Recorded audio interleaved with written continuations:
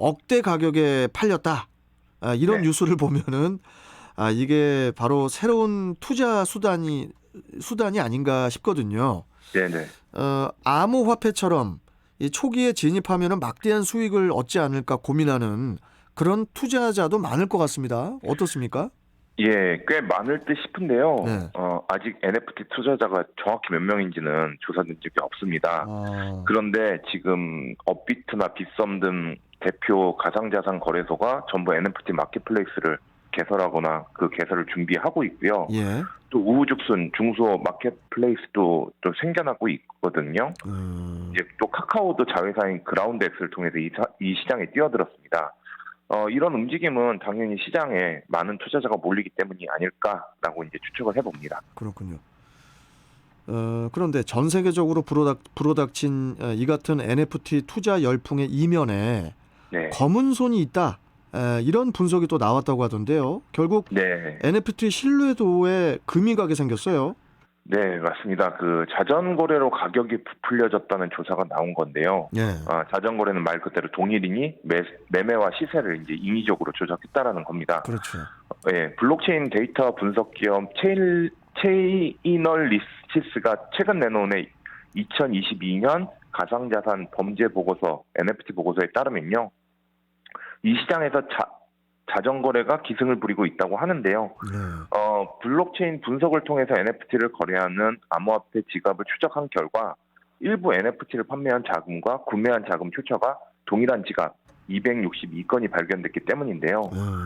NFT는 보통 암호화폐 지갑에 담긴 코인으로 거래가 돼서 지갑 주인이 곧 NFT 소유자가 되는데 사실상 한 사람이 하나의 NFT를 사고 팔아서 거래량이 많고 또 가격이 오른 것처럼 조작을 했다라는 의미입니다.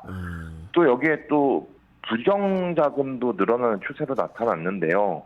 지난해 4분기 NFT 마켓플레이스에 유입된 부정자금 규모가 140만 달러, 우리 돈으로 약 17억 원 정도에 달한다고 그 보고서에 나와 있습니다. 예. 또 지난해 2분기까지 50만 달러에 미치지 못했던 부정자금은 3분기 처음으로 100만 달러를 넘겼다고 합니다. 대개 사기나 횡령, 다크넷 등을 통해서 마련된 검은 돈으로 추정이 되고요. 또 오늘 아침에 이제 뉴스에 나온 건데 예. 개발자가 먹튀를 하는 사례도 이제 우리나라에서 보고가 되고 있거든요. 아하. 국내에서 이제 캐슬이라는 명칭으로 운영된 NFT 프로젝트 운영자들이 잠적을 했고요. 지난달에는 솔라나를 기반으로 하는 솔라이프 NFT 관련해서 트위터랑 홈페이지가 문을 닫고 사라진 사례도 나타났습니다. 참 이게 좀 위험한데 그렇기 때문에 이 NFT 관련 정부의 규제 어떤 문제를 합리적으로 정할 것인가 이 제도화 문제 여러 가지 풀어야 할 숙제가 상당히 많을 것 같습니다. 네, 맞습니다. 풀어야 할 것들이 너무도 많은데요. 그런데 안타깝게도 지금은 좀 풀어지지가 않을 듯합니다. 일단 정부는 갈피를 못 잡고 있습니다. 금융당국인 금융위원회는 NFT가 가상자산인지 아닌지조차 헷갈려 하고요. 또 금융위와 기재부는 서로 다른 소리를 하고 있습니다. 금융위는 기재부가 NFT 과세 준비를 하고 있다라고 했는데 기재부는 금융위가 범위를 정해줘야 하는데 그거를 안 정해줘서 과세를 할 수 없다라고 얘기를 하고 있습니다. 또 법적으로도 풀어야 할 쟁점이 수두룩한데요. 저작권은 물론 소유권, 재산권 등 정해진 게 없습니다. 법적으로나 제도적으로나 사각지대가 분명한 건데요. 국회도 명확히 하겠다라고 하면서 지난해까지는 좀 일을 좀 해보려고 했던 것 같은데요. 오래되면서 사실상 손을 좀 놓은 듯한 분위기입니다. 이거는 좀 대선 때문에 이쪽에 좀 신경을 쓰기 때문이 아닌가라는 판단을 해봅니다. 선거 때문에. 네.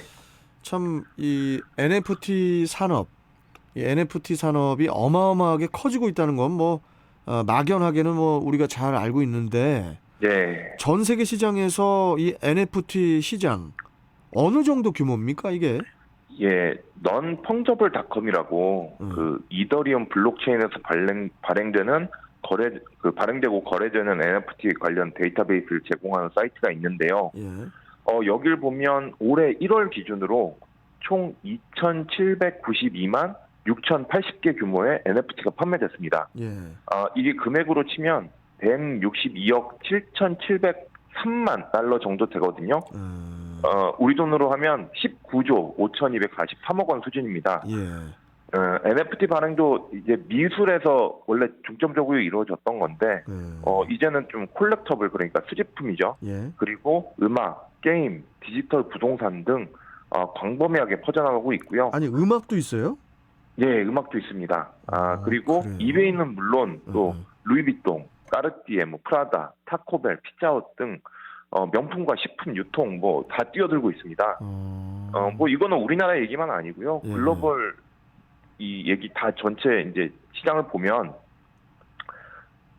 이게 방금 제가 이제 글로벌 시장까지 다 말씀을 드린 거고요. 이제 우리나라 상황을 좀 말씀을 드리면 예.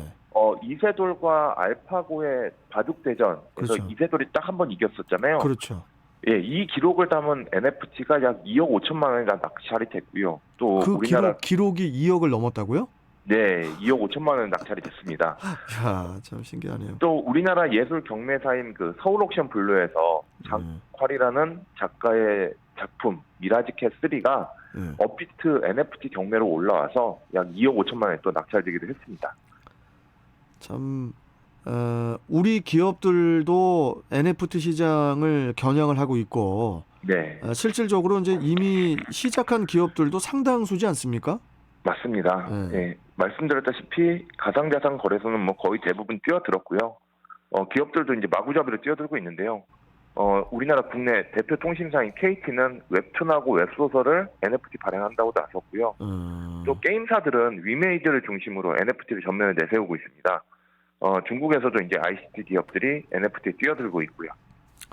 현재 국내에서 NFT 사업을 가장 혁신적으로 했거나 또 하고 있거나 또 시작한 데는 어디라고 봐야 될까요?